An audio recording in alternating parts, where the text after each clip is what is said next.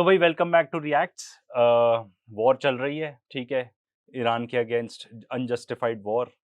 And हमें लगा Indian media में देखे क्या हो रहा है। वैसे आई हैव टू से इंडियन मीडिया में काफ़ी ठीक ठाक चल रहा है मामला।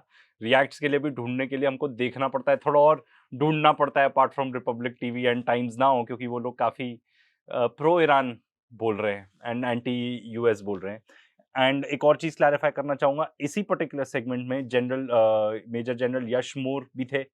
आई रियली एडमायर हिम, एकदम टू द पॉइंट बढ़िया बात करते हैं वो। बट ऑफ कोर्स सारे पैनलिस्ट वैसे नहीं होंगे, तो कुछ जो बेवकूफी टाइप की बात कर रहे हैं उनको देखते क्या कह रहे हैं। दीपक बोरा, दीपक जी बोलिए। बहुत बहुत धन्यवाद सर। बड़ा अच्छा लगता है जब आपके साथ होता हूं। मैं मिलिट्री मामलों में दखल नहीं देता क्योंकि मेरी फील्ड जो है वो डिप्लोमेसी है। 52 साल मुझे हो गए हैं उसके अंदर। तो एक डिवीजन को कहाँ जाना चाहिए कहाँ नहीं जाना चाहिए, I will not comment on that. अब मैं बता देता हूं, आपने पूछा नेतन्याहू कहाँ है। वो कॉफी पी रहा था, मैं चाय पी रहा हूँ, और मैं इस समय अपने स्टडी में हूँ। वो मेरे ड्राइंग रूम में बैठा हुआ है, वो बिल्कुल सही सलामत है, उसको कोई प्रॉब्लम नहीं हो। अब एक चीज आपको और बता देता हूँ, सबसे रिक्वेस्ट है जरा पढ़िएगा। इजरायली नेसेट का एक रेजोल्यूशन है सर, मैं इसको जानता हूं, मैं तभी वहीं था जब पास किया गया। अगर इजरायल का लीडर जंग की स्थिति में कोई असैसिनेट हो जाता है दुश्मन के हाथों, जंग की स्थिति में, तो फिर उसका successor without any reference ultimate weapon use कर सकता है। ये बहुत महत्वपूर्ण चीज है, इसके बारे में पढ़िएगा सर। ये कब का रेजोल्यूशन है दीपक जी, कब का रेजोल्यूशन है? सर ये काफी पुराना है सर, ये जब से 73 का जंग चला था तब के बाद ये रेजोल्यूशन लिया गया है सर। और ये भाई सबसे पहले तो ये बड़ी अच्छी बात है क्या कि ऐसी रेजोल्यूशन पास की हुई है। This shows how weak you are, ठीक है। एंड जहां तक जंग की स्थिति की बात है, इसराइल तो हमेशा ही जंग की स्थिति में रहता है। वो देश बना ही है इसलिए जंग लड़ने के लिए, अमेरिका के बिहाफ पे, अपने बिहाफ पे, ग्रेटर इसराइल अचीव करने के लिए, इसलिए वो कंटिन्यूस जंग की स्थिति में रहता है। एंड ये रेजोल्यूशन मुझे नहीं पता, देखना पड़ेगा। पर ये जो 1973 की बात कर रहे हैं, ये यौम किप्पुर वॉर की बात कर रहे हैं, ठीक है। जब धो दिया था अरब कंट्रीज ने धो दिया था इसराइल को, and they blackmailed United states of America कि आप हमको भेजो सप्लाईज, और अगर नहीं भेजोगे तो हम न्यूक्लियर बॉम्ब फोड़ देंगे। This is what you are dealing with. हमारे इंडियन मीडिया में हमेशा बात होती है कि पाकिस्तान कर रहा है nuclear blackmail. I am telling you, and मैं अपने वीडियोस में भी बोलते रहा हूँ, एंड अपने मन से नहीं बोलता हूँ मैं, because when I hear a lot of these experts talking about it कि भाई दे कैन गो न्यूक्लियर, इसीलिए बात करते हैं उसकी। तो ये कोई बहुत अच्छी बात नहीं है ये जो बता रहे हैं। एकदम इसराइल को तो बहुत डिफेंड करते हैं, आई डोंट नो व्हाई। उनके पार्लियामेंट का क्या आप ये इशारा कर रहे हैं कि ईरान इसीलिए नेतन्याहू को टारगेट नहीं करेगा क्योंकि इजराइल हो सकता है फिर जवाब में? सवाल नहीं पैदा होता सर, सवाल नहीं पैदा होता। नहीं करेगा। He is fine. दूसरी चीज, अभी आपने बात की कि ट्रम्प अकेला रह गया, नेटो के देश उसके साथ नहीं है। आपको याद है ना, उसने तो कब से कहा है कि मैं नेटो को छोड़ना चाहता हूँ, नेटो तो बेकार की संस्था है। ये तो मौका है सर कि आप लोग मेरे पास नहीं आए, मैं चला और नेटो मरा। क्योंकि अभी तक सबसे इफेक्टिव नेटो का जो सदस्य है वो यूनाइटेड स्टेट्स है। ट्रम्प शुरू से कहता रहा सर ये बड़ा शातिर खिलाड़ी है, इसकी बात मान लीजिएगा। हम यार what is this guy talking about? Trump ये सब कहता है ताकि वो उनसे उनकी स्पेंडिंग इंक्रीज करवा सके। एंड नेटो तो टूल ही है अमेरिका का। इफेक्टिव टूल क्या होता है? नेटो ने किया क्या क्या है? नेटो की अगर बात कर ले तो डिफेंसिव पोस्टर कब लिया है नेटो ने? अफगानिस्तान में जब घुसे, इराक के अंदर जब घुसे, अफगानिस्तान भी हाँ फुल फ्लेजेड नेटो के साथ गए थे वो 9/11 के बाद, ठीक है।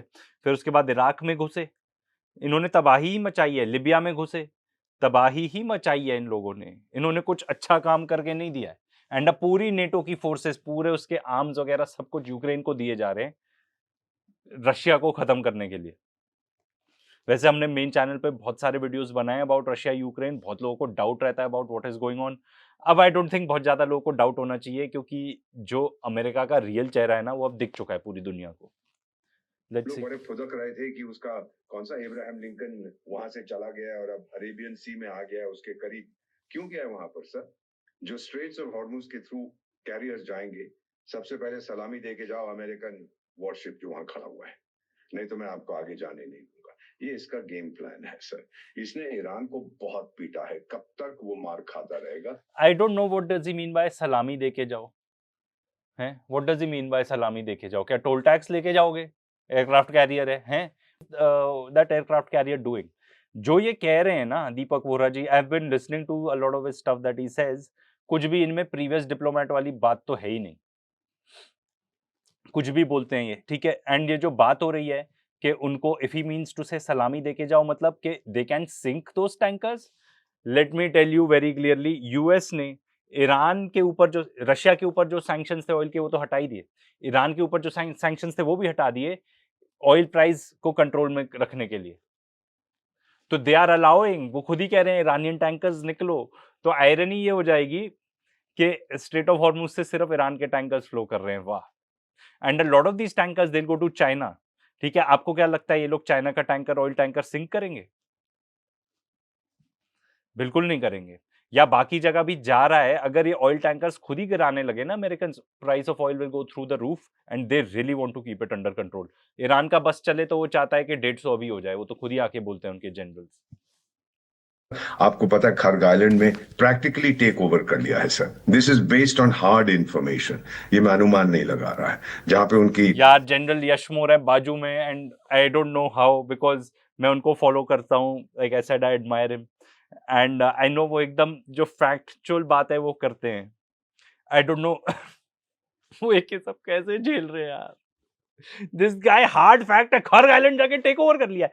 किसने बोला? अमेरिकन ने भी नहीं बोला। ये बात हो रही है ग्राउंड ट्रूप्स आएंगे, टेक ओवर करने की कोशिश करी जाएगी, जिसमें भी एक्सपर्ट्स बोल रहे हैं कि it is a debt trap.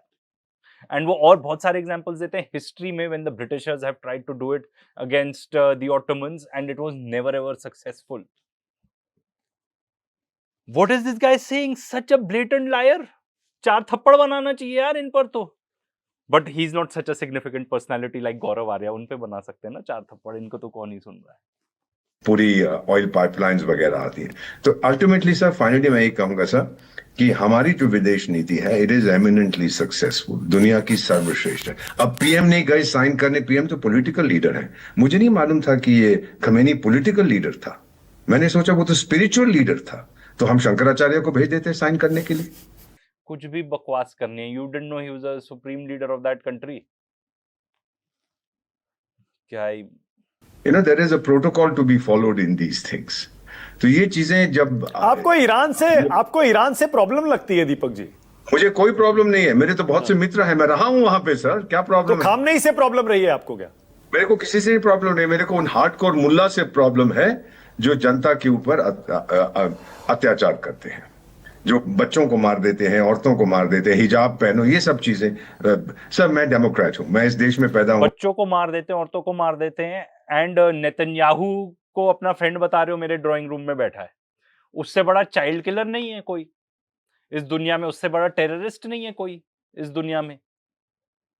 And proven ये जो ईरान के बारे में बकवास कर रहे हैं, इस टाइप का बहुत सारा इजरायली प्रोपेगेंडा मैंने देखा है। मेरे कुछ बेवकूफ दोस्त हैं जो मुझे भेजते हैं ये सब टाइप की चीजें, फिर मुझे गुस्सा आ जाता है। मैं उनको बोलता हूँ भाई तुम कुछ ज्यादा ही इजरायली प्रोपेगेंडा देख रहे हो, ठीक है ना, तुम्हारे दिमाग में ये सब चल रहा है, तो तुम्हारे फीड में ये सब टाइप की चीज आ रही है। ये तो प्रूवन है, यूनाइटेड नेशंस ने खुद आके कहा है कि जेनोसाइड है भाई, एमनेस्टी इंटरनेशनल ने कहा है। What is this guy talking about? मतलब अब मैं I know I can go on a huge rant कि किस तरीके से इजराइल की पॉलिसी ही है बच्चों को मारने की। एंड जहां तक बच्चों को मारने की बात हो रही है, तो मिनाब स्कूल, जब वहां पे 160 से भी ज्यादा बच्चियों को मारा आपने, डबल टैप स्ट्राइक की। मैं बिल्कुल नहीं थकूंगा ये बोलते हुए, बिल्कुल नहीं थकूंगा। एंड आई एम सॉरी अगर आपको लगता है कि मैं रिपीट कर रहा हूँ, नहीं, ये रिपीट करना पड़ेगा। And that is not the only school, उसके अलावा कितने स्कूल्स, हॉस्पिटल्स को टारगेट किया उन्होंने, एंड आके ये बात कर रहे हैं।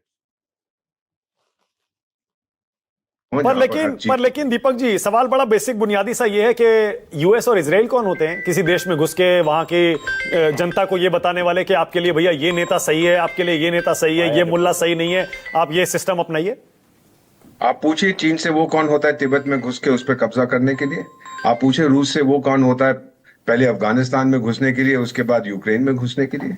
सर देखो चलो, ये जो चाइना टिबेट वाला है मैं उस पर कॉमेंट नहीं करूंगा, उस पर भी कुछ स्पेक्यूलेशन है, कितने साल पुरानी बात है, ठीक है। ये रशिया कभी नहीं घुसा अफगानिस्तान में, that was Soviet union at that time. Russia ने किसी के ऊपर कब्जा करने की नहीं कोशिश की। रशिया यूक्रेन में नहीं घुसा, यूक्रेन घुस रहा था रशिया के अंदर, वहां पे जो डॉनबास रीजन में जो एथनिक रशियन लोग थे उनको मार रहा था, उनको पूरा सप्लाई किया गया था यूक्रेन को पूरा equipment by United States and NATO कि तुमको रशिया के खिलाफ लड़ना है। मिन्स्क अग्रीमेंट साइन हुए थे जिसको बार बार तोड़ा गया, फुल फ्लेजेड उंगली की जा रहा है। And NATO expansion, most of all आप नेटो एक्सपेंशन नहीं करते तो ये होता ही नहीं। आप बस ये बोलना था यूक्रेन न्यूट्रल है, कोई नहीं अटैक करने वाला था।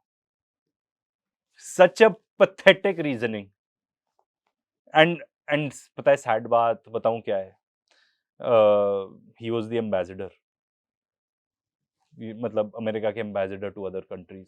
मे बी काम अपना अच्छा करते होंगे बट फालतू का आके लोग बूढ़े हो जाते हैं, उनकी कोई सुनता नहीं है तो they will just say anything to get attention. He is one of those. And इस पे एंड करते हैं, मेरा मन नहीं है और ये बकवास सुनने का।